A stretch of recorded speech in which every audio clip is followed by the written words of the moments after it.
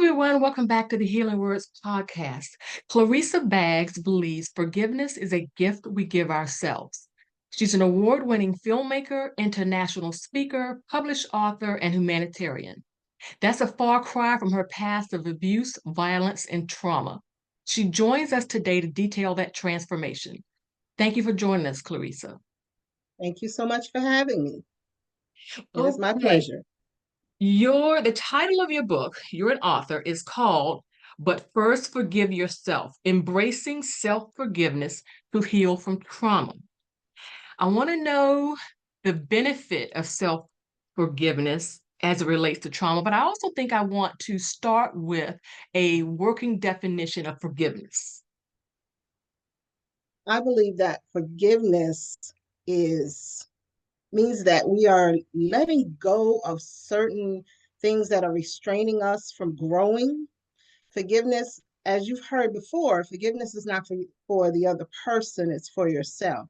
And I lived a lot of years worrying about, oh my gosh, how other people are going to feel about what I've gone through, what other people are going to say, how when things had happened to me, the first thing that what people's response would be is, "Oh my gosh, you were this, you were that, and you were," and I'll get into that, and you were the other. So all of the onus was always placed at my feet, and I had to learn that I had to let go of the bondage that other people were putting on me. And forgiveness is, for me, and I think for many, is the healing balm that we need in order to be able to be healed.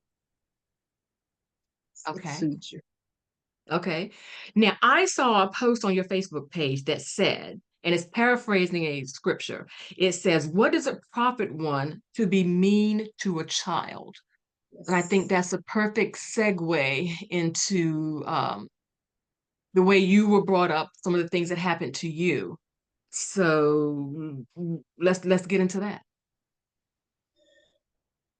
I grew up the eldest of what eventually, as far as for my mother, what would eventually be 12 kids.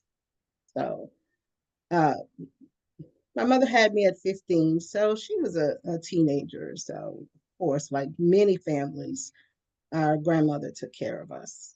Mm. And my mother lived in an abusive marriage with her first husband. So we watched a lot of traumatic events. We watched eyewitness seeing this a knife sticking out of my mother's arm when she tried to protect her 9-month-old belly from him trying to stab it in her belly. Now we watched the fights. We watched all of that. And for us, it became the norm. It was something that we were just used to. They got into a fight again. And my mom would leave a lot and leave us with our grandmother. And one day she called me and she says, "Hey, I got this new friend and he wants to talk to you." So I get on the phone and he starts talking to me and he says, uh, "I have something for you. I've heard a lot about you and I bought you something. Yeah, isn't your birthday in February?" And I said, "Yes." And that man said, "What do you mean, yes?" It's yes, sir. When you talk to me, you say yes, sir. Yes, sir, no, sir. You don't say This yes. was Who you think this you're was your talking to? first conversation with I him? don't know. I didn't know this man from a can of paint. My first phone call. It's on the phone.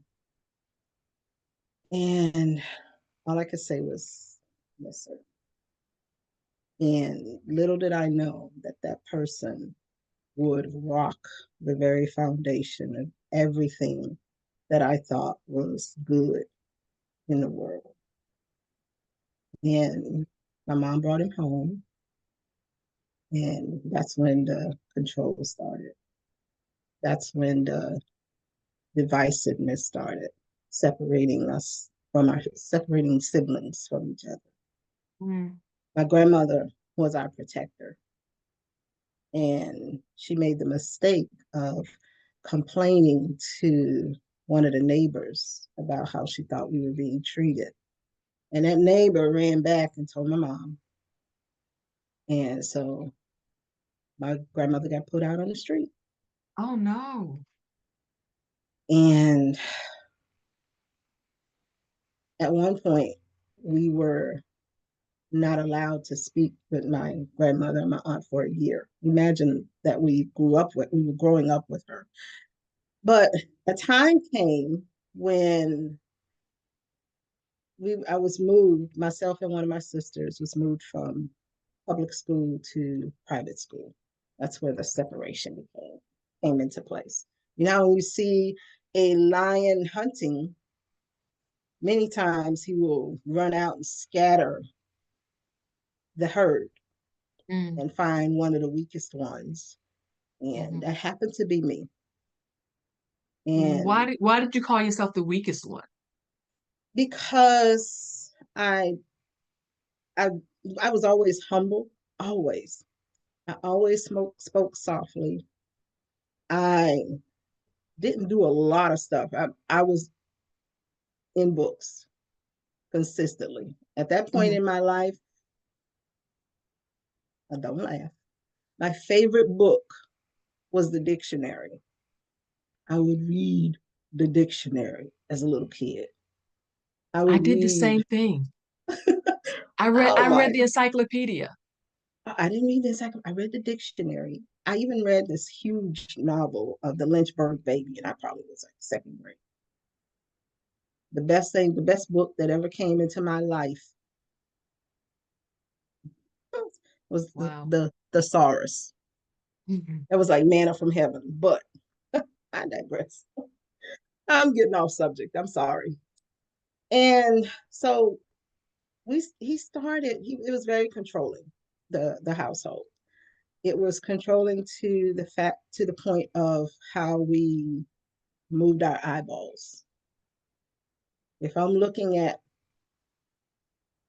person A and we wanted to look at person B, I had to be looking at person. This is the control. I had to be looking at person A. Close your eyes. Move your eyes to where you thought person B might be, and then open your eyes and look at that person. Wow. Because if you moved your eyes from one person to the next person, that was considered rolling your eyes. He started playing. Go ahead. I'm sorry. You have a No, question? no, no. Go ahead. Go ahead. He started playing games with us, tickle. So he would get us all in the bed and we'd all play tickle. And we were like, this was great because it was so horrible in this house. Like, oh, a little slice of heaven. We could play tickle before, everything, it got bad again. And eventually, my siblings couldn't play tickle. Only I could play tickle. And then one day he asked, well, do you want to know how grown-ups play tickle? And I'm thinking, grown-ups play tickle different, different from how we play. What in the world? And that's when the rapes began. But he was And smart. how old were you at this point? I was in third grade. Okay. At What this is point, that? he had Eight, moved. 7 or 8? Uh-huh. I had to wait a year in school because my birthday's in February. So probably about 8, 7 or 8. Yeah, Yes. about seven Hmm. or eight. So, but he was smart about it. He didn't just out and out just force himself inside me. It was over time. It Hmm. was over time. And it got to the point where when I would say no, I didn't want to do it, then he would threaten that if I didn't do it, then go get one of my sisters because I had sisters. At this point, I had one, two, three, four sisters under Younger me. than you, Yes, and you're four. 8. Yes, So his threat that if you don't, I will go to your sisters. You knew that what he was doing was wrong. Oh yeah, Okay. yes, Mhm. yes, yes. Because I remember he had a daughter, his eldest daughter, and she would come over and she would spend the summer with him. I remember asking him, well, how come you don't play tickle with her? And he's Wow. just like, oh well, she just he just how grown-ups blow kids off. He Yes, just kind of yes. did that thing. Yeah. And so it went on for a long time. And what I found out years later was that although I found myself sacrificing myself, he still did it too. Yes. Yeah. And one day I was I was sitting at the dining room table. Not I'm not going to say the dining, the kitchen table. We were in the projects. We didn't have a dining room. We had a kitchen. I was Mhm. sitting at the kitchen table and I felt butterflies. And I knew, hmm, but again, I live in a world of facts, facts of life. This is it. There's no reasoning behind it. There's no wondering behind it. It's just this is how life is. I was 11 years old. I had not had my period. I looked like a boy. I looked like a small kid. And so I knew it. I didn't say anything. You know? And I grew up in New Orleans, Louisiana. And one Mardi Gras, the Mardi Gras that I was pregnant. So at this time, I am still 11. And they went to the ball, to the Zulu ball. And they let our grandmother watch us. And 5 o'clock in the morning, he wanted to go and get us. My grandma was like, well, let them stay. Well, no, no, no, they got to come home. They got to come home. So they lived on the third floor, concrete floors, in the concrete steps, I'm sorry, and I fell because I was sleeping. I fell. I fell face first. 24 steps. Mm. And they were like, get up, you're okay. No concern, zero concern. So probably a few weeks after that is when I started showing. I was so little, I wasn't showing. A few weeks after that, I started showing. And she decided to take me to the doctor. She, meaning your I, mother? my mother. I don't know Okay. what prompted her to take me, but she me back up just a little bit. I think he suspected that I might be pregnant because he called me into the kitchen and he had a Bible. Now, anybody that goes up in anybody's church understands what a Bible is and how significant a Bible is. And he told me to put my hand on the Bible. He says, so, you know what happens if, I'm just saying, I'm leaning back because I'm saying it just as casually as he did. You know what happens if you put your hand on the Bible and you swear to do something and you don't do it? You know what happens, right? I'm like, yes, sir. What happens? I said, you go to hell. So he had me put my hand on the Bible. And he said, if anybody asks you if someone touched you, you tell them my brother so and so did. Wow. Now, this particular brother, he had 7 brothers. This particular brother, although he was a hellraiser, he was a hellraiser. He never looked at us sideways. He was never inappropriate. But what could I say? But yes, sir. So my mother decided to take me to the doctor. Now, back in these times, before HIPAA, the doctor's office was in a house. It was converted into an office. And the waiting room was the living room. They called me into the back and had me pee in a cup, had me lay on the table, and the doctor came in with a stethoscope and he listened to my belly. But she told them that I had fallen down the stairs and she thought it was a tumor or something. That's what she told me. So the doctor's listening and he has this weird look on his face. And he calls another doctor over. She's and they tell me to get dressed, and they send me back into the living room. So here comes the nurse. Well, we got the results for you. Everybody's in the living room slash waiting room. Which is basically the waiting room, right? Yes, it's full. Well, we got the results of your daughter's test. She's pregnant. Here goes my mother. Oh my God. And I really am not being over dramatic. This is how she did. Oh my God, I can't believe it. What happened to you? Who touched you? Who did this and that? I mean, she's just going on. I think she is. But she's just going on. And what could I say? Uncle so and so. Oh, well, he must have, because he's so much bigger than her. And what did he do? What did he threaten you? And the worst thing that I could think this man could have possibly said was, I'm gonna punch you.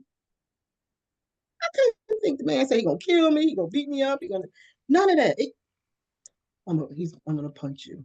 So she said, oh yeah, well that must be it. Because he is so much bigger than her. And she storms out of there with me and she's yelling all down the street. What am I gonna tell you? What am I gonna tell my mama? What am I gonna tell so and so? What am I gonna tell auntie this and auntie that? What am I gonna tell? She never one time checked on her child. Not once.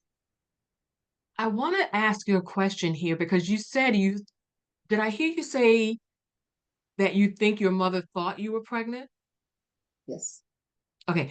So do you think that she thought it was her man, or did she just think Yes. you were okay? So you think she was okay. I So think she did. so all of this drama was covering up for what she knew deep inside.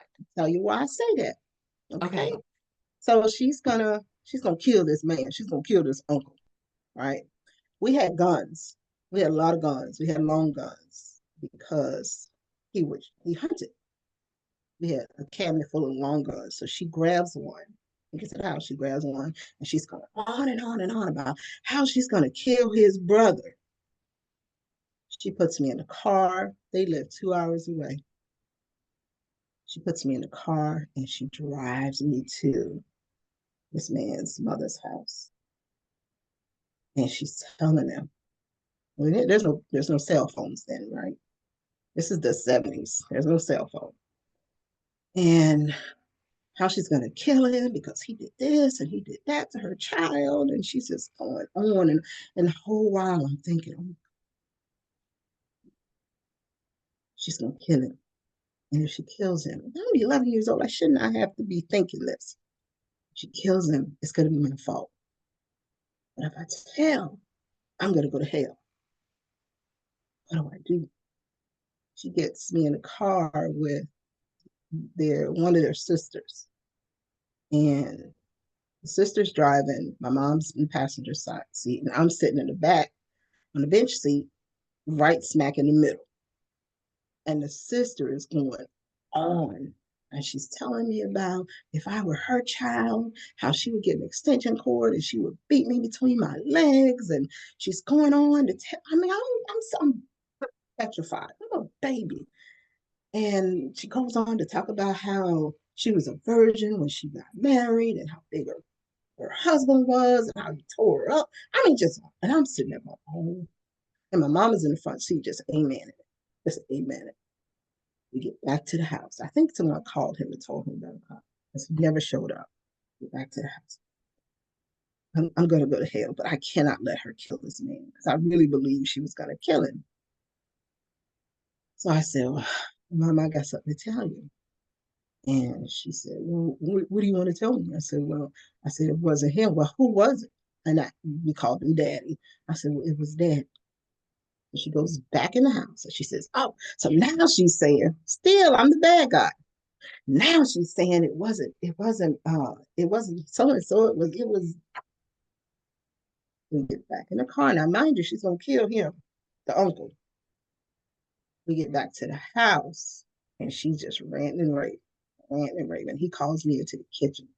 He says, you told her, didn't you? I said, yes, sir. I said, okay.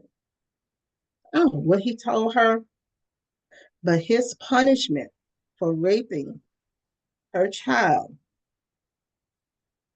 was that he had to have a vasectomy. That was his punishment. And at no point in this story did I hear any care or concern about you, No, physically or emotionally. Not, I mean, you were in a doctor's office.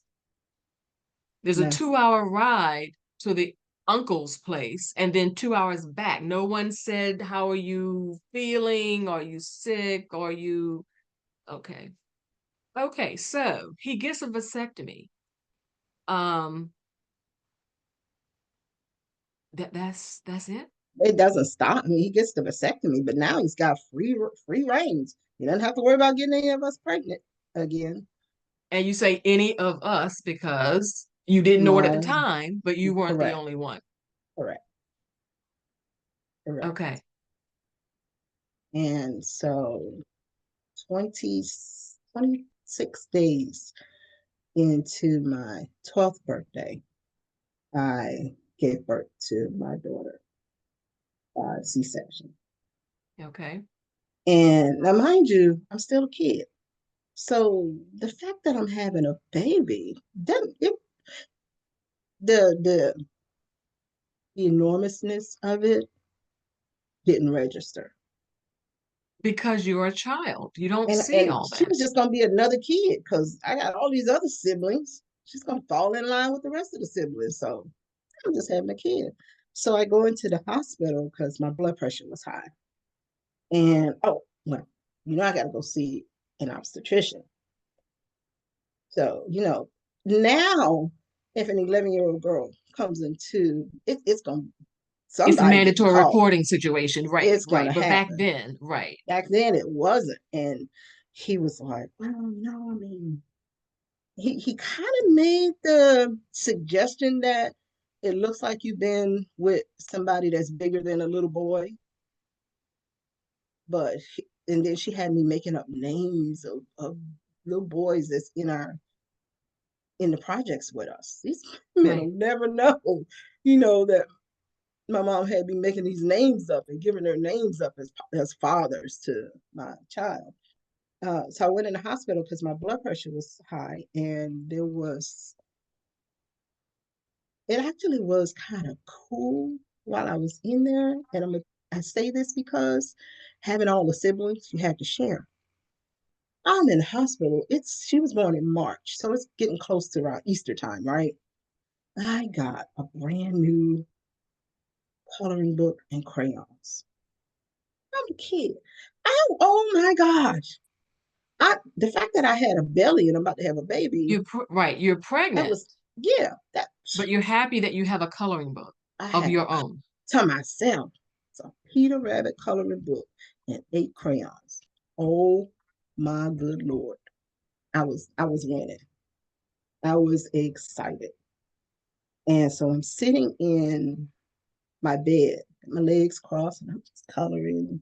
And this nurse walks in, and she starts talking to me, and she introduces herself. And she says, so, what are you going to do with your baby? Oh, no, I'm coloring. Mm-hmm. She said, well, can I have it? You gotta ask my parents. I'm gonna say mama and daddy because I know at that age I wasn't using the word parents. I didn't use the word parents. You gotta ask my mom and my daddy. And I'm just coloring. It didn't phase me one bit. So this lady's asking, can I just give her my baby? So she said, well, I'm gonna give you my name and phone number. Have them call me. And sure enough, they called and they continued to lie that this was my uncle's child. And they called, she got the baby. I went home without a baby. And that's a whole other podcast. that's a that's a whole other podcast. I do want to ask you something without getting into all the details. I just need to know, what is it like for a 12-year-old to give birth? What I cannot even wrap my brain around that. I'm hope that you were taken care of, that you had anesthesia, if that's what. I had a C-section. Okay, okay, okay. I had a C-section. But when I got home, still with stitches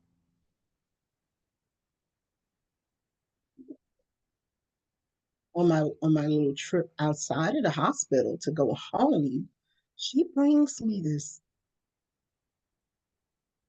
gown, like an Easter dress, like I'm dressed up like a little princess to go home after I just had it was the oddest thing.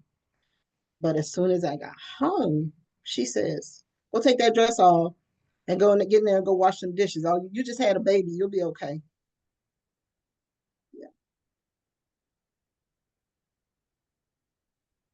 Yeah, I do have my daughter.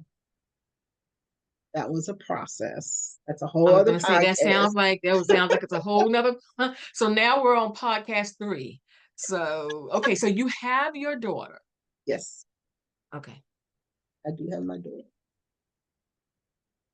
I'm almost Yes. scared to ask another question. I don't know, but let's just say this. Okay, so how long was he in your life? Did he stay married to your mom for years on, and did this abuse continue? Yeah, he stayed married to her for another 2 or 3 years. The abuse continued, and I was just talking to, matter of fact, I was just talking to my sister that's right up under me. She's here visiting me, and we were talking about how they decided that she, the baby girl at the time, and myself were going to take ballet lessons. So this is how I don't want to use the word crazy, but this is how Warped. dysfunctional and warped the thinking is. So they decide we're going to take tap and ballet classes. I don't know where it came from. But this little old white lady was giving lessons in her house. Well, she had a little old white husband, right? She told them what we needed to have: the leotard, the stock, the bodysuit, all of that, right? They bought us leotards that were too big.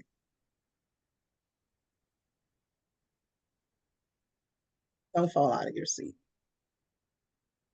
They had us, you know how you do a backwards handstand, so you kind of lean backwards, feet or your Mhm, hands are on the mhm. floor, A so that bridge. Uh-huh. so he and she could look and see if we bent over, that, if they would see an imprint of our vagina. Because God forbid that old man that's in the house sees us, sees an imprint of our vagina. Same time you in here raping kids. Hmm. It boggles the mind. He This used was to your mother take and me, stepfather? yeah, Okay. yeah. He used to take me on car rides with him, and he would go see other women. And I remember distinctly him taking me to this woman's house, and I had to go sit in the bedroom. The woman had kids. Kids were not there. And I went and sat in the bedroom. And when he came back to get me, he said, those are her daughters right there. They play tickle too.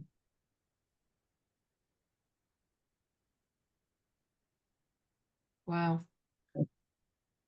It, you know, People wonder if evil walks the world. It does. It does. Does it does it does. My one of my Okay. my one of my siblings was, and this was just before I got pregnant. We were eating red beans and rice, and she had gotten a whole shit. Oh my gosh, she had to be. Leslie had to be maybe 4. Let me see. And she had gotten hold of the salt, box of salt, and she poured a mound of salt in her food. And they told her she had to eat it. You don't eat that. You put it in there, you're gonna eat it. And so she's sitting on the floor. We only have so many seats at the table in the kitchen. And I remember it like it just happened. She's sitting on the floor and her mouth is starting to dry up. So cut. And so I got up and I took some of it, scraped some of it out. But I was too afraid to scrape all of it out because of what would happen if they found out that I threw all her food away. And Leslie got sick. And we took her to the hospital. And my mother came into the room, into the kid's bedroom. She opened the door. She said, Leslie died. And she closed the door.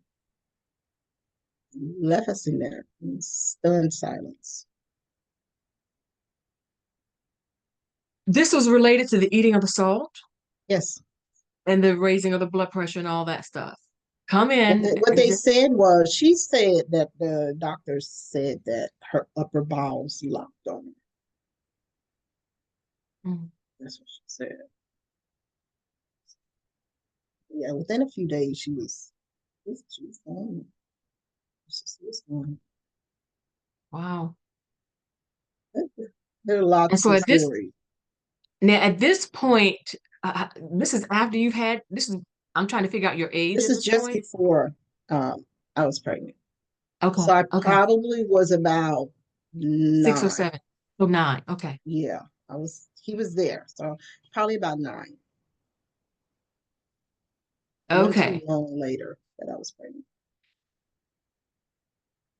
Was there any I hear lots of threats of it. And you have brothers too. Was there any physical abuse? Absolutely. Okay. Okay. So Absolutely. we're talking about every kind of form of abuse that there is.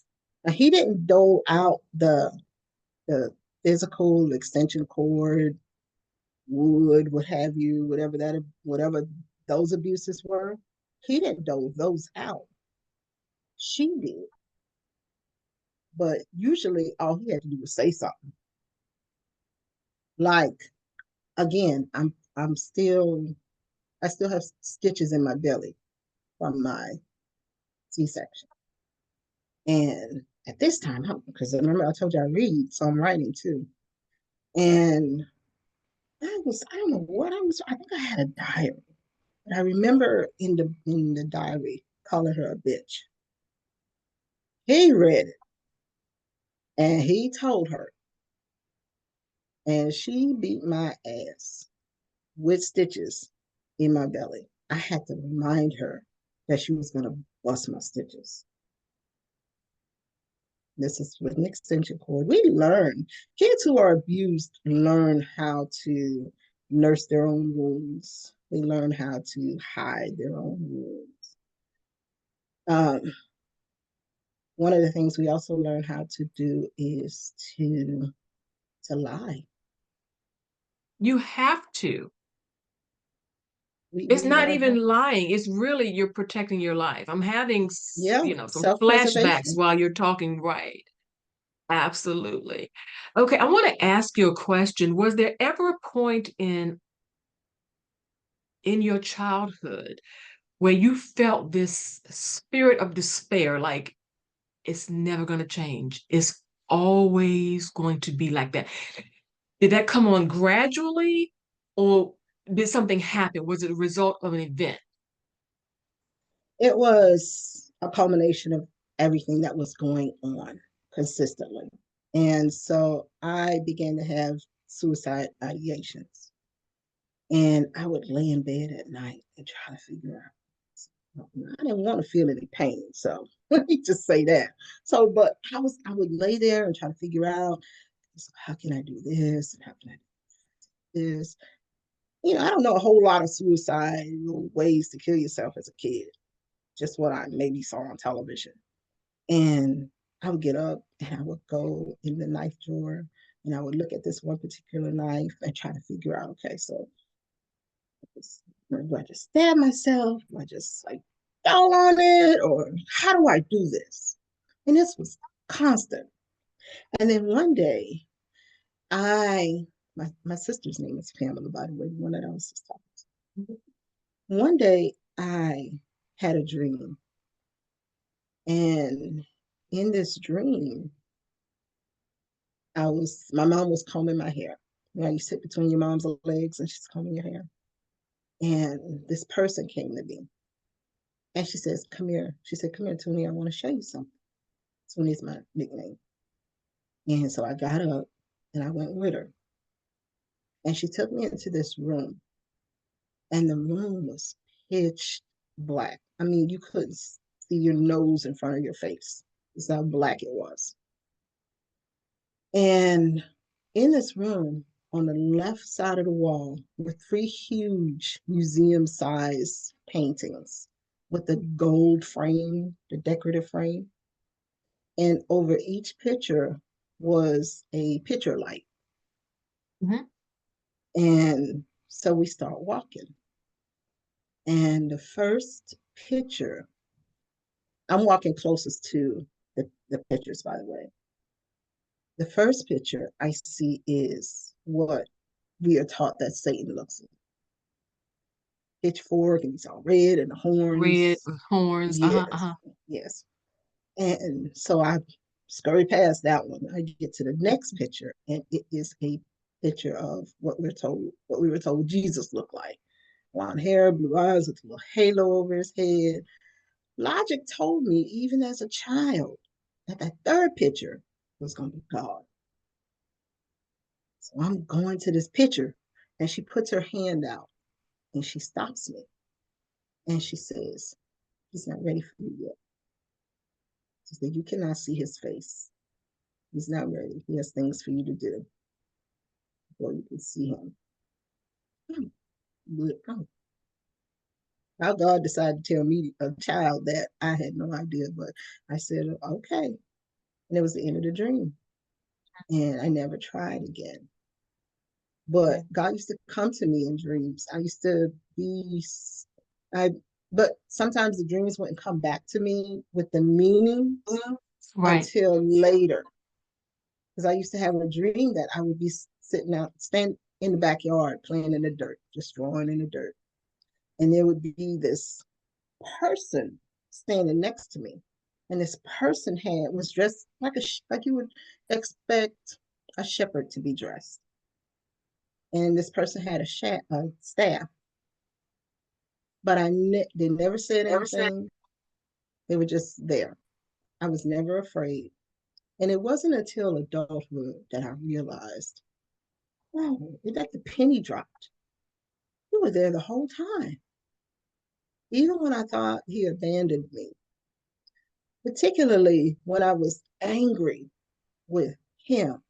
Because I'm going to tell you, having to swear on that Bible and now I'm going to hell, I was, I was, I was pissed off with God because it was his fault that this man came into my life. It was his fault that he allowed these things to happen. It was his fault that I was put in a position of letting someone die or go into hell. Mm. This was God's fault. However, as mad as I was, as mad as I was, I still talked to him. You know Mm. how you're like, you hungry? Here, I fixed you something to eat, but I'm still mad. I'm really upset because I feel like you let me down Yeah, and and abandoned. abandoned. And let me tell you, when I thought I had the answer to everything that God let happen, was I was watching the Bible story on television. The And cartoon. no, the movie, black and white. Okay. And oh, he changed our religion. We were Kojic and we jumped straight into Catholicism. That's another story. But I'm watching the Bible story, and Jesus is on the cross. Now, as a child, I don't understand the significance really of everything that Jesus went through and why he died on the cross. But I'm watching this, and Jesus looks up to heaven, and he asks God, why had he forsaken him? And I thought, there we go. If he doesn't care about his own son, and he let those things happen to his own son, why should he Wow. care about me? So as a child, that was it. That was my epiphany. I knew right then, he don't care. He don't care. And how long did that he doesn't care? How long did that last in your life? It lasted maybe just not very long. Not Okay. very long. It was just then, in the moment. Right. This is why. You don't care no more. Right. And that lesson of that statement on the cross has a totally different meaning. But let me ask you this. All of this trauma in your childhood, how did it present when you were an adult, when you got away from them? Because I'm sure at some point you were saying, When when I grow up and I leave here, da da da da da. that stuff Did it sticks with end you. there? It sticks with you.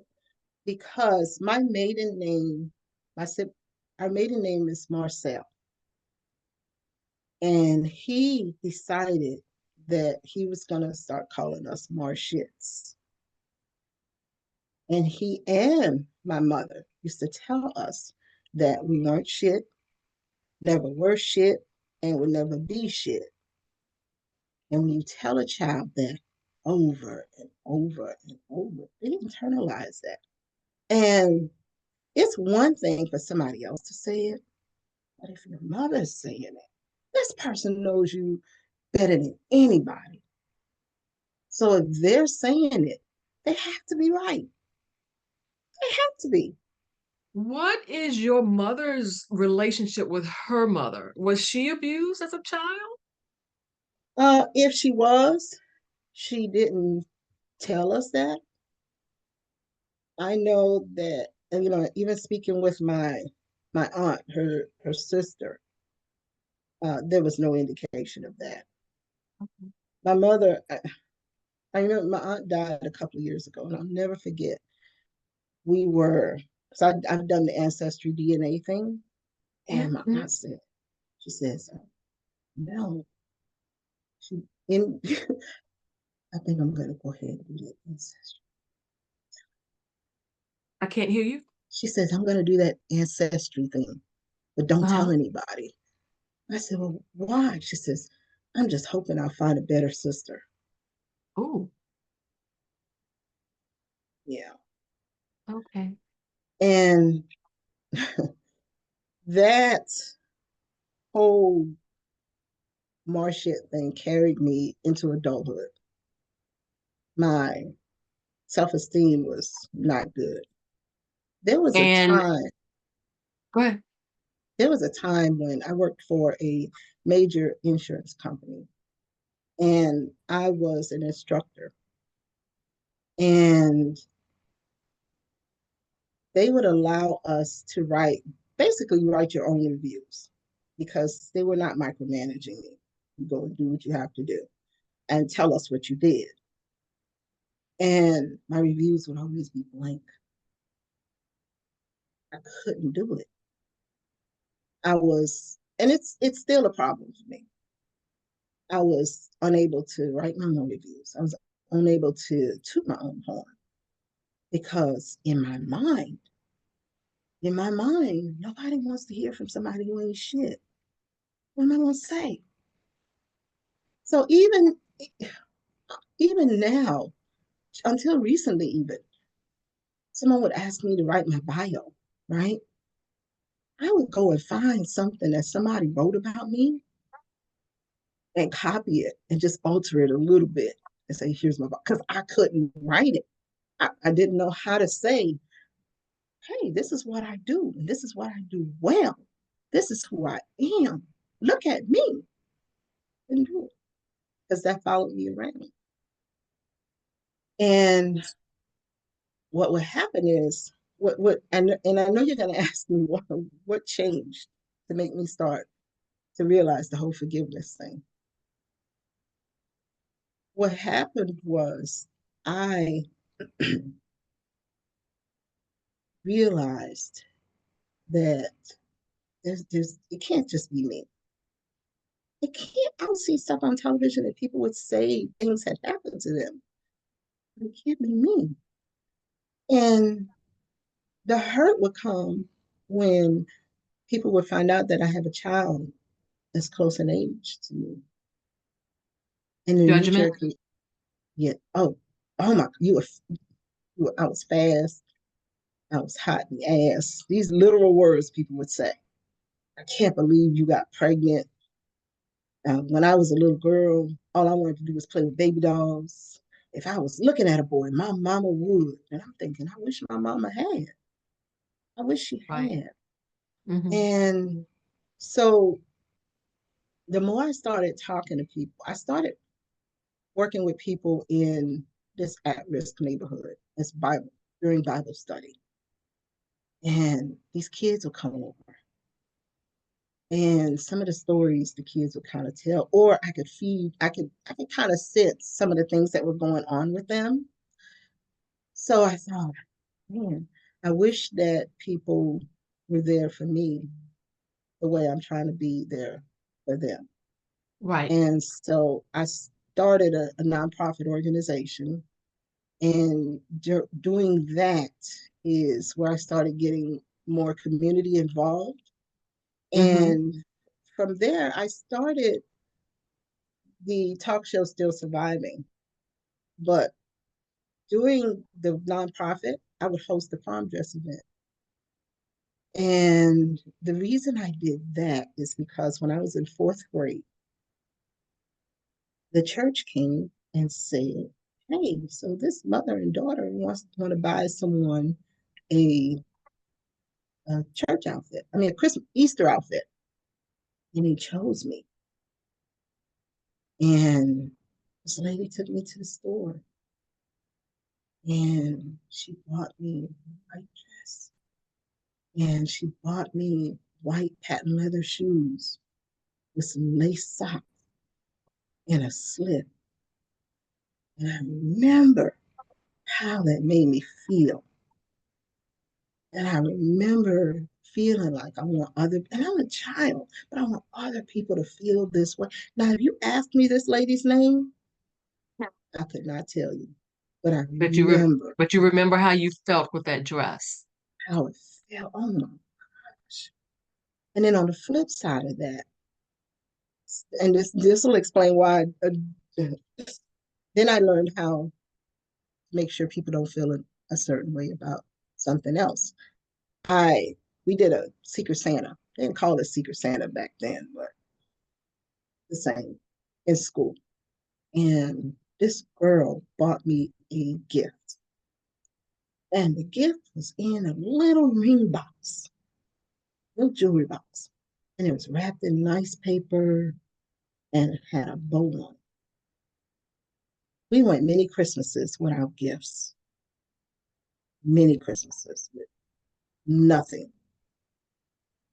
And then sometimes we would go to the Superdome, gifts, free gifts.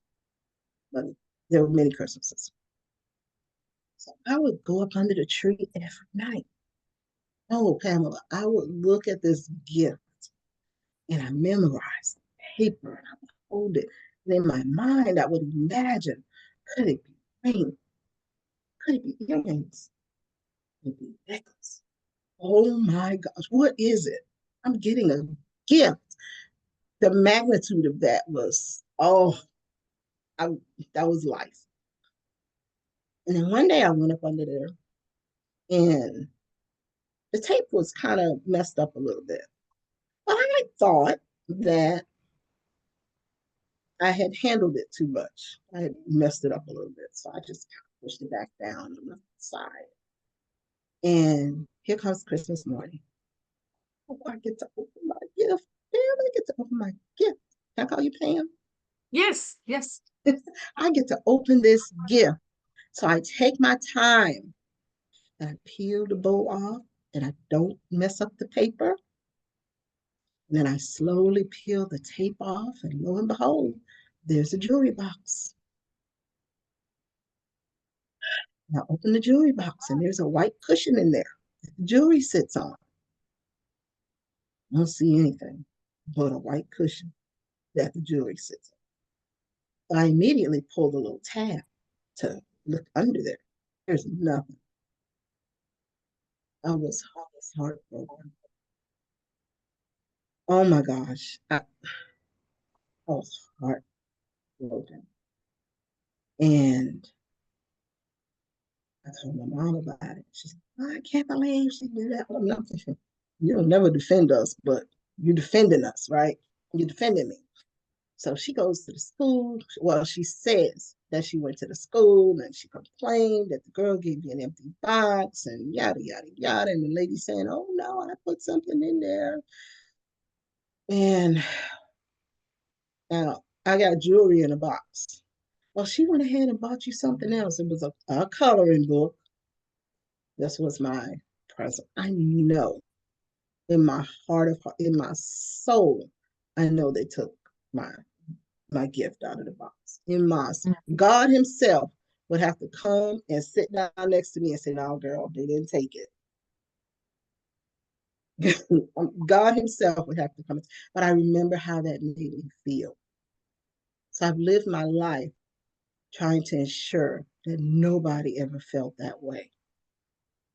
So those are two sides of how I live and how I treat people. Okay, so I want to jump forward to where we are now. You're a film director, a Yes, humanitarian, yes, and an international speaker yes, ma'am. who was just granted an amazing gift. Let's talk about how those things came to be because that doesn't sound like where you started. I know, right? It's incredible. It, it, it I would have lost money on it, girl. I from doing the nonprofit, I would talk to people. I would go and do workshops. So I would go to women's shelters or um, in those at-risk neighborhoods, and I would speak to people about the different adversities that they've gone through in life. And I called it Still Surviving. And I chose that because I do not believe that there's any such thing as I survived with a period. Because everything that we go through in life, it dictates how we look at life. It dictates how we respond to certain things. And you and I both know that all it takes is a taste, a sound, a smell, a word, and people are put right back into that time and space. So we do live in a state of survival, especially traumatic events. Hmm, For hmm. instance, I don't keep ketchup in the refrigerator. I see a bottle of ketchup and it's cold. I'm probably going to freak out. And it is because in my childlike wisdom, I decided one day that, well, if he thinks I'm on my period, he won't bother me. And so I put ketchup. We used to keep ketchup in the refrigerator. I put ketchup on a sanitary napkin and I put it on. And sure enough, here he comes. I'm in the kitchen. He's in the kitchen at the stove. And here it goes. And I said, oh no, I'm on my period. And he says, let me see. So I opened my pants so he can open my panties so he could see the napkin. Girl, why did he say, how do I know that's not ketchup? I could have died. If God would have just snatched me up right then, it'd have been over. I could have, how did he even think to say that? But that's a trigger. If I see just ketchup, and I remember talking, and this is how another reason why I knew it was bigger than me. I was talking to a coworker, and I happened to mention to her what I was doing, and I was talking to her about triggers. I hadn't even mentioned the ketchup to her, and she looked at me and she says, "Well, for me, it's mayonnaise." And I knew then we got a problem. We got a problem. And so I decided that I wanted to start telling my story. As difficult as it was, it's hard because, of course, you're a liar. Of Yeah. course, you have to face a lot of demons. And when I decided to do that, I decided to start helping people to tell their stories. I still wasn't able to tell mine. As crazy as that sounds, I'm helping other people but it was cathartic and it was giving me courage. But in what my goal was for people to tell their stories, but to teach people that we can come out on the other side, that there is life after. Because what happens is when we come out on the other side, oftentimes we don't share our stories. We just And come out, right? we come out, we go on the other side, and we keep going. Some of Why do us you never think that even is? talk to them Why do you think that is? because you're reliving the trauma again.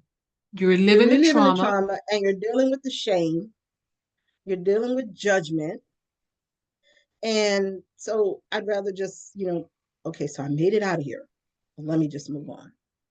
So my goal was to have people tell their stories that did not look like what they had gone through. So these were people at different levels of success. They didn't have to be doctors, lawyers, or Indian chiefs. They just had to have come out on the other side and discovered their purpose in all of that darkness. And the goal is to help reduce suicide. mm, Because when I was a little girl, I had no idea that anybody else went through what I had gone through. right, right. No idea. So what I teach people is that when we open our mouths and speak our truths, not only is it a healing balm for us, but it helps the next person.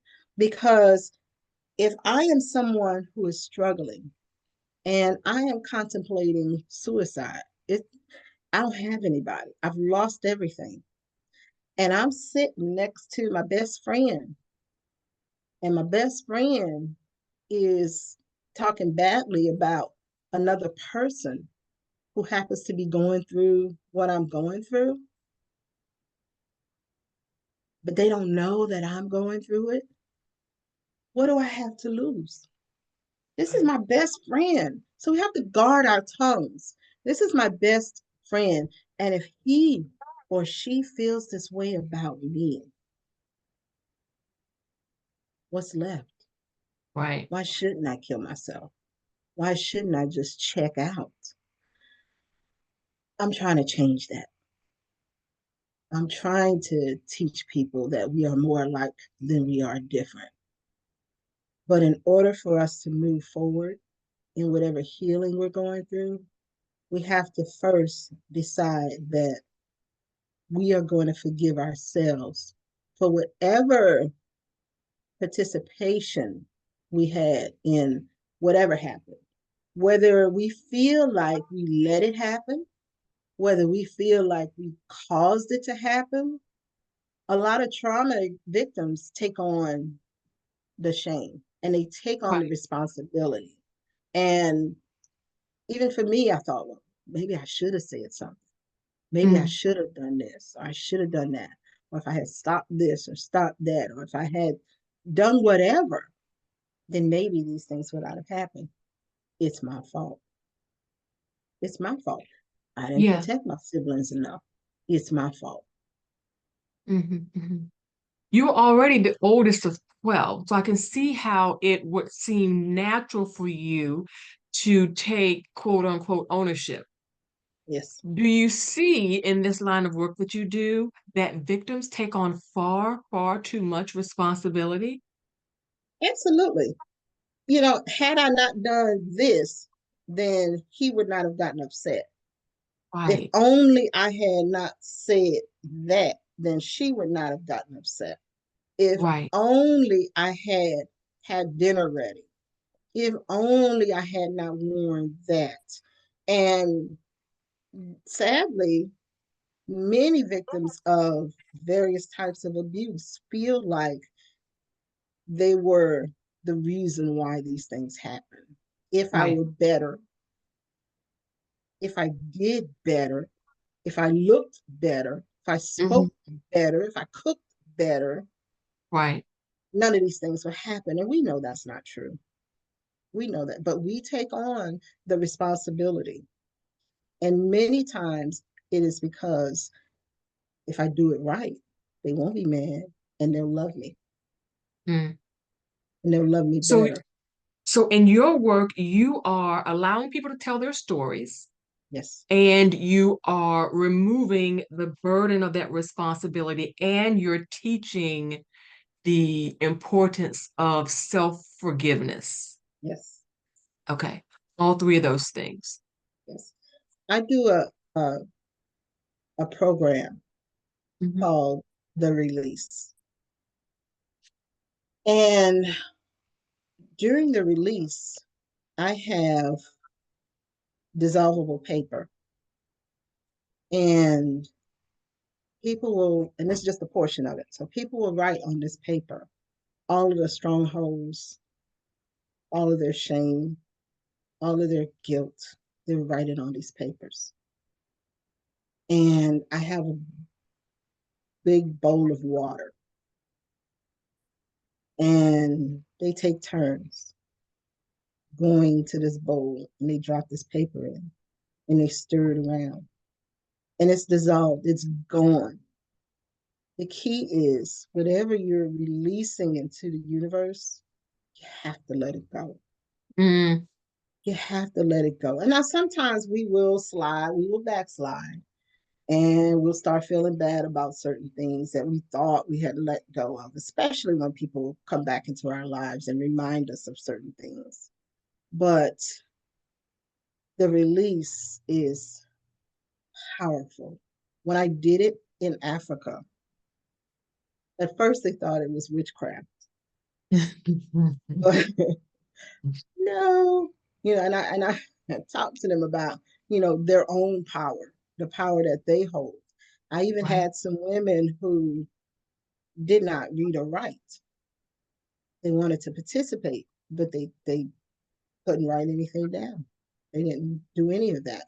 So what I told them was in their hearts to release it Mhm. and symbolically to still let the paper go.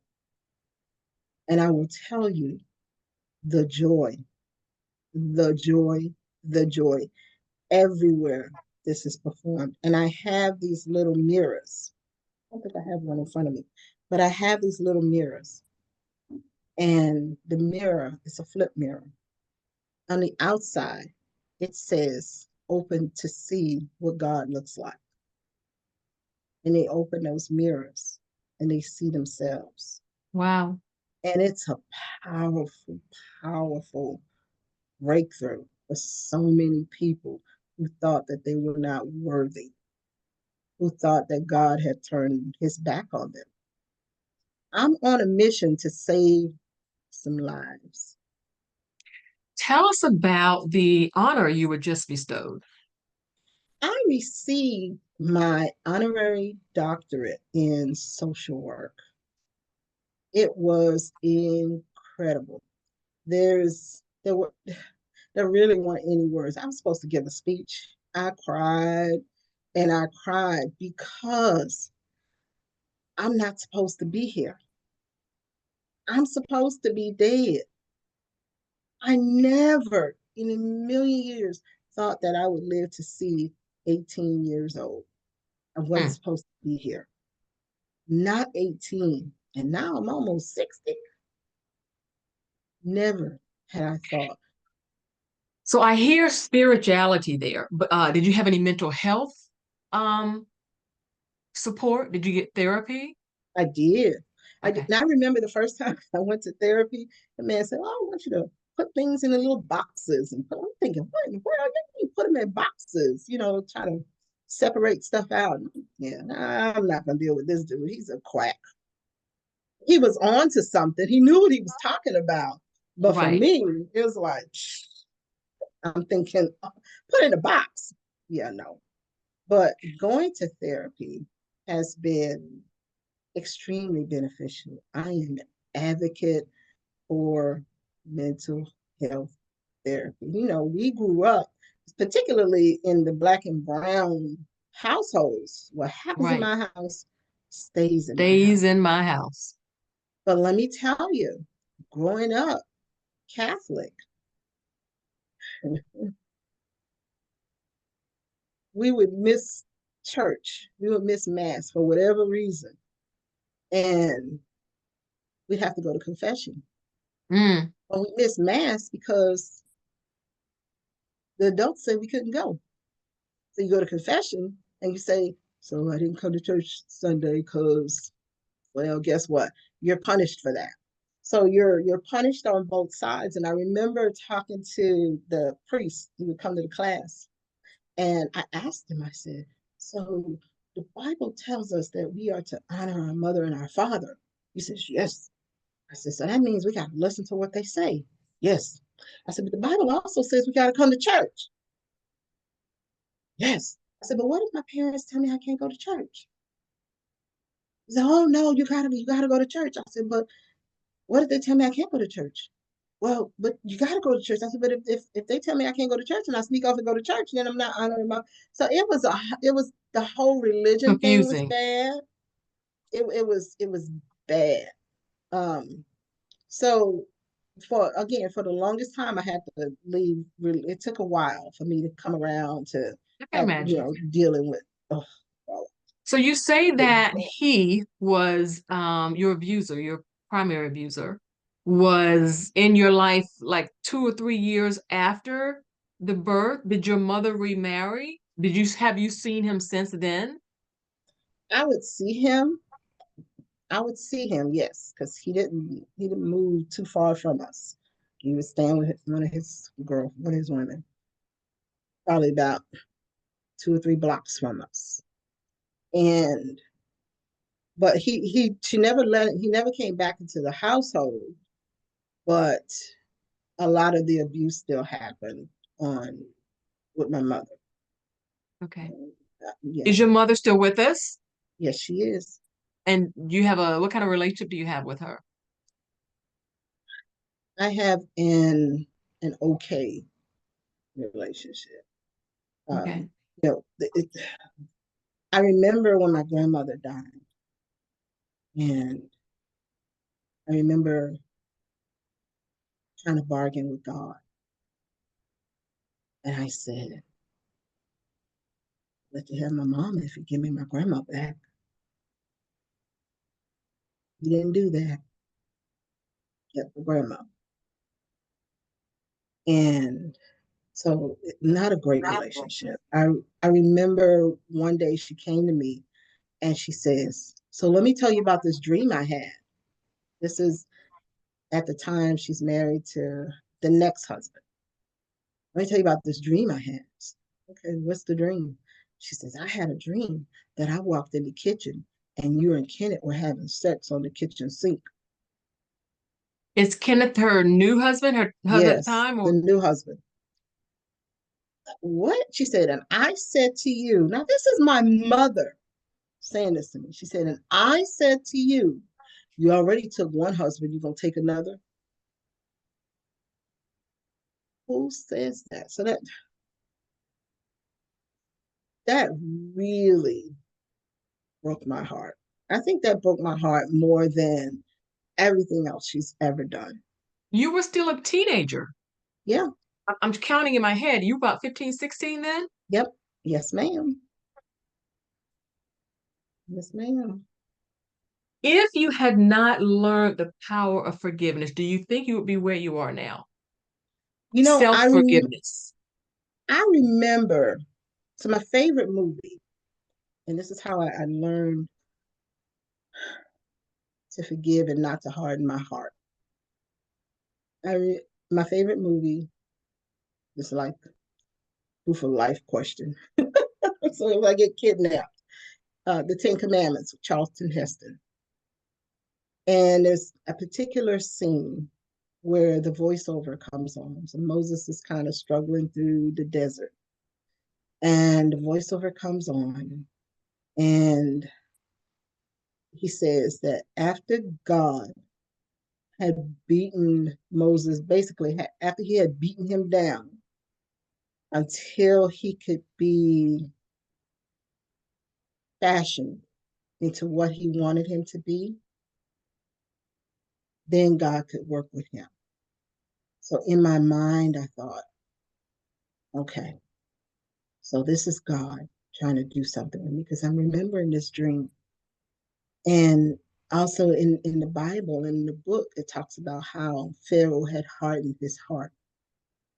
And I asked, even though I learned later why that happened, but again,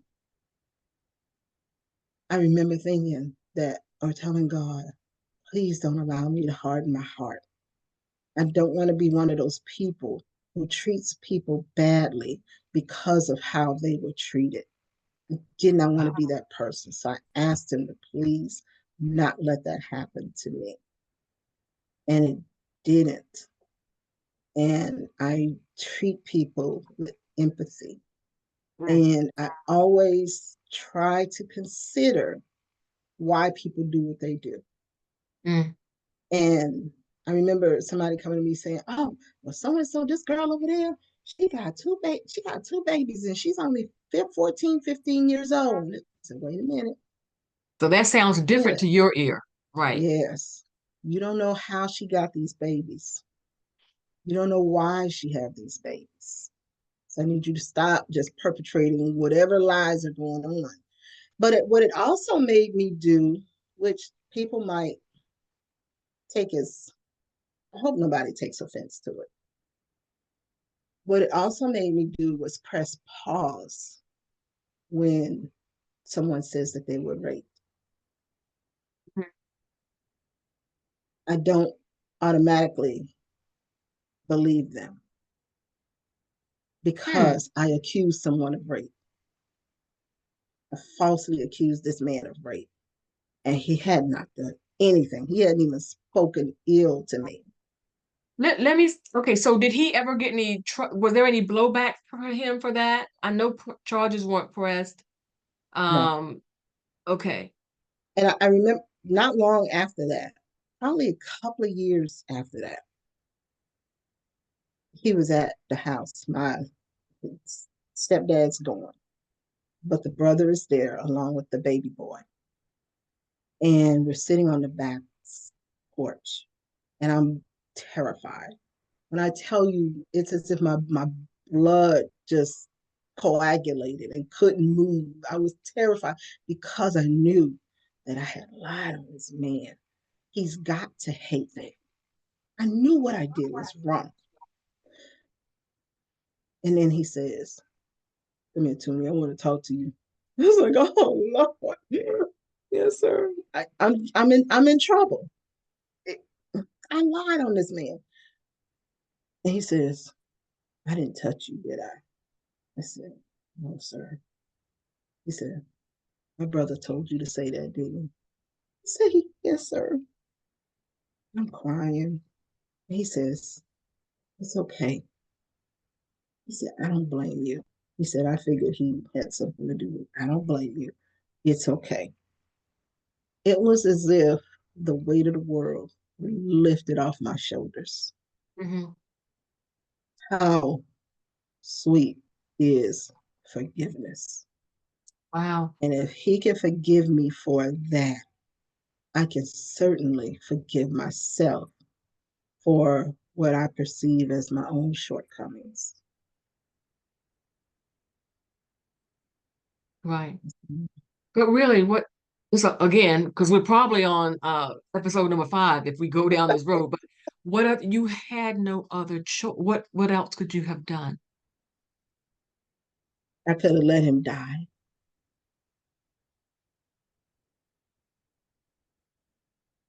I could have let him shoot him or shoot him.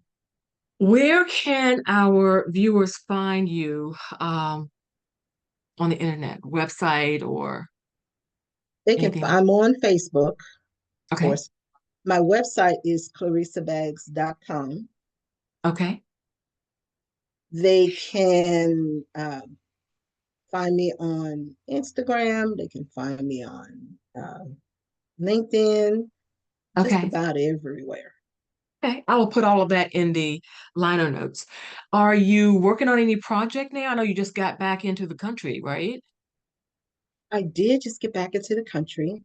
I have a book, the and they can find that book that you talked about, but first Hmm. forgive yourself. They can Hmm. find that on Amazon. They can find that on Apple Books. Hmm. Uh, my talk show, Still Surviving, it is videos on YouTube, 3 years Okay. worth, and it's also in podcast form, Okay. so they can listen to it. I will send you the links Okay. so that you can share it out. I am working on a documentary, and the documentary is called Consequence, and Mm. it will focus on child suicide, and it will look at the different reasons why children either have suicidal ideation or attempt suicide. It will look at it from the aspects of religion, the justice system, mental health, school bullying, the internet. We will talk to people who are now adults who either had suicide ideation or attempted suicide. We will also talk to family members of children who were successful in their suicidal attempts. Wow. And the idea, because nobody talks about child suicide, and it is huge. And It it's is. growing with social media, but nobody talks about it. Gosh. Nobody talks about it. Uh, Um, I'm, I no, I was want, gonna say your okay, life looks totally different now. We were talking, you're married, yes. and I was asking how that looked. I was specifically asking, I don't know if triggers are the right word, but do triggers ever come up in your marriage? And you had such a wonderful answer, and it's something that I can relate to. Could you explain that? When I met my husband, God lines stuff up how it's supposed to be. And he puts people in your life that are there to help you through this process, even though you don't know it and they don't know it. When I met my husband, I was working a at a hotel, housekeeping. And if anybody's there has worked in housekeeping, then they know that you have an assigned block of rooms. That's yours, you know it inside out. And I've been working there a couple of years. And this particular day, someone called out, and then someone got sent somewhere else. So I moved down, and there was this guy. I saw him at the uh, elevator. I was like, first of all, I had just broken up with my other boyfriend. This other guy I dated was in the military, so I sworn off those Marines because they were.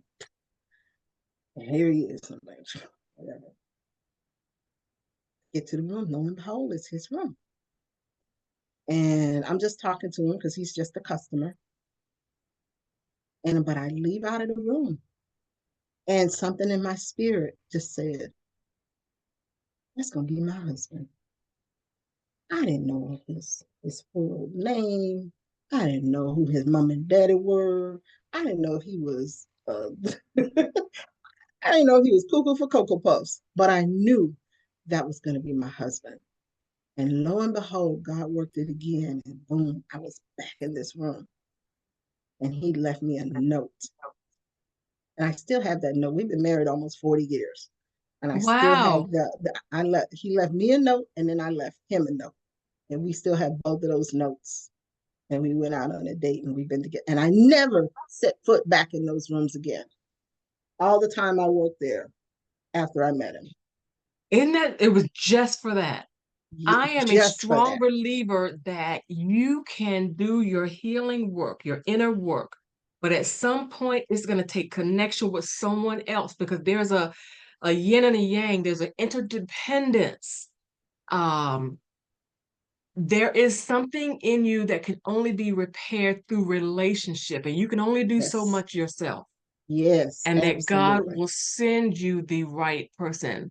And I don't think I've ever said that to someone. But when you were telling about your husband, I was like, that's it. Yeah. Now he will tell people that they should feel his back. Like, here, Uh-huh. feel my back. Like, why you only feel that? You feel those bumps back there? Those are those wings God's given me. I earned my wings. I had to marry this lady. I Wow, earned my that's wings. amazing. I've already got them. But I cannot imagine doing life without him. Uh, our daughter, I have two more kids, two sons. Our daughter she's phenomenal. And the the thing about her is that if someone gave me the option to not live the life that I've lived, and it meant that I would not have her, Oh, I would go back through the same thing again because I cannot imagine not having. She a pain in my neck, but I cannot imagine not having her in my life. wow. In my life, yes. And although I didn't get to bring her home from the hospital, she still came to me when she was about 2 or 3. And I say Mhm. that because, and I'm saying 2 or 3 because of how everything worked out. My siblings thought she was our cousin Mm, for years. And they perpetrated and kept going with the lie that mm, my uncle was her father. mm, It wasn't until I wrote my manuscript that my sister came to me and she was in tears and she said, one of my sisters, because I got a lot of them, she came to me and she was in tears. She said, I did not know. She said, all these years, I thought that Uncle so and so was her. My mom kept it wow, going. But, wow, I hope that, and I pray that the things that I'm doing will put people on the right path, that I am able to inspire people and to teach people also, you don't have to look like what you've been through. right. You don't. And, sadly, many people carry their abuse as a badge of honor. Mm, This is what I've been through. right. You can't What, tell me this is what I've been through, and this is why I do what I do, and as an excuse. And I I don't agree with that. right. Like your I title says, but first forgive yourself. absolutely, absolutely. We're at the point where I'm going to ask you the same 5 questions that I ask all of the guests here. We're the Healing Words podcast. So all of my questions are Yes. going to start with the first letter from the word words. I'm going to repeat the title of your book. It's called But First Forgive Yourself, Embracing Self-Forgiveness to heal from trauma. For the W, when? When did you know you were going to write this book? Did something happen? Some specific thing happen? And then how long did it take you to write it? Well, I started on a man, and I just mentioned it. I started on a manuscript previously, and it's called Tickle. And Mm, it has taken me years, at least 20 years, and I still had not completed it because every time I wrote something, I had to relive, I had to live through it. And I struggled with that. I struggled with facing all of those demons. And I remember speaking with a well known published author. I'll tell you her name offline. And I told her, I said, well, the problem is I want to name names. I want to say this person did this. And she's like, no, you can't do that. You can't do it. I said, but it's not a lie. I defy them I defy them to say that what I'm saying is a lie. But knowing, so that kind of just dragged on. But in writing that piece, that tickle, I still was holding on to a lot of that baggage. And I right. still was kind of blaming myself for not being strong enough, not being vocal enough, not just saying, you know what, I'm not throwing, I still blamed myself for not throwing all the way away all of that food for my Hmm. baby sister. I blamed myself for that. And I had to come to terms with, as you were saying earlier, I was a child.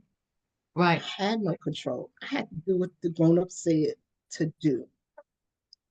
And eventually I started realizing that, okay, it's not your fault. It's their fault. And they should be held accountable for that. And if part of them being held accountable is me saying, telling my story and saying, this is what happened, this is how it happened, this is Right. why it happened, then that's what needs to take place. And how long did it take you to write this one? It took me about 18 months Oh, because I still had to deal with, oh my gosh, yeah. forgiving, forgiveness. That's a heavy thing. It can almost feel like a burden. Like Right. I gotta be the bigger person. Because honey, we get tired of being the bigger person. Um, I This is have to actually bite my leading us. tongue. Mhm. Yes, I have to This bite is my actually tongue. leading us into the second, Yes, the obstacles. What yes. obstacles did you have to face in the writing? And I'm hearing it. I'm hearing the forgiveness and being the bigger person.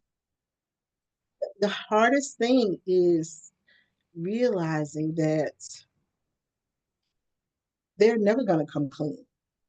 Mm. They're never gonna say I was wrong.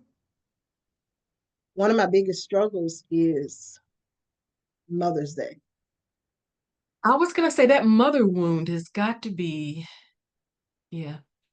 You know, and you're on social media, and people are on social media, and they're saying, "Oh, you only got one mother, and you better appreciate her, and you better do this, and you better do that." And I'm like, "But man, you don't even know." But what does Mother's Day look like in your house? Are do your children, your husband, are they aware? Do they, I mean, I know they're aware, but ugh, does Mother's Day look different? Do they have a different view of Mother's Day because of what you've gone So let me tell you the funniest thing.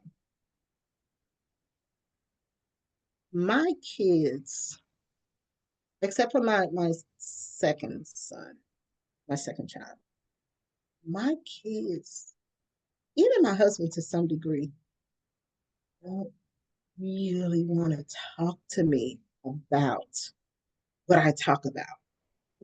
through? And because they don't want to, I think they don't want to know all of the pain and the struggle that I went through. Mm-hmm. And I think even particularly my daughter. because she's a direct result of that. Hmm. So she does not, they do not, they don't want to And talk they, about it. yeah, they have that right. Yeah, they don't want to talk about it. I don't force it on them. Hmm. You know, but I would do tell them that if you have any questions, whatever you want to know, ask me. Just Right. ask me. I'm gonna tell now. It might be ugly. You know, I when my daughter was born, we didn't have that bonding that I had with my sons. Because she's another kid, and I was a kid. Now you know the bond with a kid. You know what I'm saying? So, Right. but we're getting there. You work there. Okay. Girl, you got me thinking about all kind of stuff. Okay. Yeah. R, rear view. If you could, I'm hesitant to pick out one particular issue, but knowing what you know now, what would you tell yourself when you were in the kitchen looking at knives, when you were protecting your stitches from a during a beating? When it got that low, knowing what you know now, what would you tell yourself? I would tell me that it's going to be better, that somebody out there is going to love you, that somebody out there is going to protect you. It's going to take a while, but God is going to use you in a way that you can't even imagine. There's Wow. no way, there's no way you could have told me that I would be doing this work. Because now remember, I wasn't supposed to live to see 18. Right. I remember you know, dropped out of high school and I went back and got my GED. I just took the test and got it. Didn't have to take class. And I Wow. got my letter in the mail. And the whole congratulations letter, you've earned your general equivalency diploma.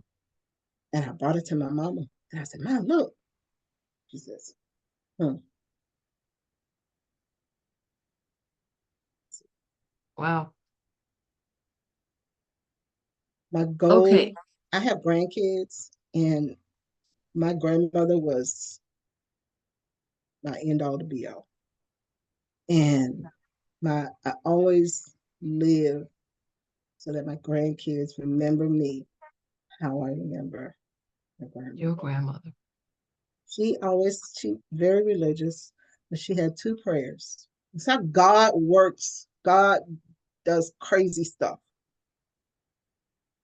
She had two prayers. Her prayer was that she lived to see me become a teenager. And her other prayer was that she would see her great grandchild. Hmm. And she died 3 days after I turned 13. But before then, she met her great grandchild and she didn't know it.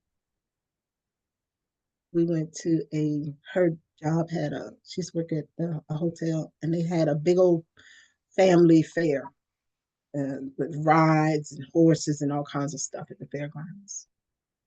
And my grandmother was sitting under the tree with this lady. And this lady had a baby. And they were calling me over like, Tony, come here, come here. I was like, we don't get outside. We don't get to go outside and play. Why you bothering? Why y'all calling me? I'm playing. And they're like, you see the baby? I was like, yeah, I see the baby. It's a baby. And I ran off and played. And it wasn't until after I got home that my mama said, so your grandma was sitting under the tree with this lady. I said, yeah. She said, did you recognize the lady? No, ma'am. She said, that was your baby she was holding. Wow. Yeah. My grandmother got to see her great grandchild, Wow. but she didn't know it. God does the most He keeps his promises. amazing and crazy things that just blows your mind. But he keeps amazing us. He And if does. we just keep living, and if we just keep pushing, and we keep living in a state of forgiveness and grace, we will see everything we ask for come to fruition. Everything. Absolutely. Yes. Okay, so for the delete, for D is delete. You have been so transparent here, and I know your book is as well. However, and then there's a level of vulnerability you have to hit before people can, respond to your message. Because if Mm-hmm. it's all surface, but in spite of that, I'm wondering, were there anything that you put in your book where you were thinking, maybe this is too much. Maybe I shouldn't, I don't know about this. Or were there some things that you didn't put in there because you were like, I know this is too much? What, in writing certain parts of the book, I was feeling hypocritical because I'm telling people, the whole self-care thing and the whole forgiveness thing, and I'm struggling with it. And I'm saying, Pam, you should do this, and Pam, you got to take care of yourself. And all the while, I'm struggling with it. So I'm feeling like a hypocrite. Like I'm telling people to do these things, but I'm struggling to do it myself. Even during the writing of your book. Even during the writing of the book, Okay. this was so cathartic for me. It was healing for me to write it. It was it helped me to understand where I was or where I am in my life, and it is helping me to move forward and not be ashamed and not allow other people to place their version of what my life should have been or how Mhm. I should have reacted to certain things Right. upon me. Um, I, but yeah, there's a lot of things that happen that I'm still dealing with, uh, guilt, things I should have done, like finding out he was now working at a all girls high school and not having the strength or the courage to call the school and say, listen, you've got this wolf. He's working there now? No, he passed away a couple of years ago. Okay. Yeah. Yeah, he's working at a Catholic high school, all girls. Ooh, child. It's there's a lot. It's a lot. And But yeah, you're making, I see something here. A lot of times people think that even if they sense a calling on their life, a desire to write a book or do a this or do a that, some people don't move out because they feel like they've got to have it all together first, that if they feel any sense of brokenness, that they can't move out. But that's not what you're doing. You're moving out and healing while you're working. You've done a great deal of your healing, but you're still healing while you're working. because there's a lot.